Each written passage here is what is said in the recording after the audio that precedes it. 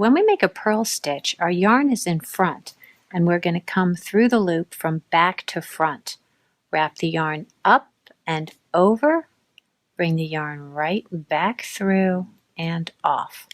With the purl stitch, it's important to have a certain amount of tension on the yarn so that when you go to bring it back through the loop, it doesn't fall off your needle. See here, if you don't have enough tension, it's going to come, the loop is going to fall off the tip of your needle and not come through the other stitch. So you want to have a certain amount of tension on the yarn here so that you can bring it back through the loop and off. One more time.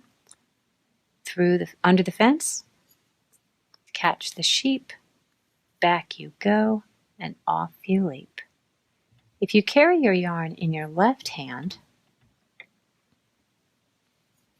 with your purl stitch, you're going to come in, tilt your needle up a little bit, and bring your index finger down so that you can bring that yarn back through the loop.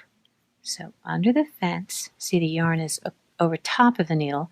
You're going to bring it forward through the loop and off. Purl stitch.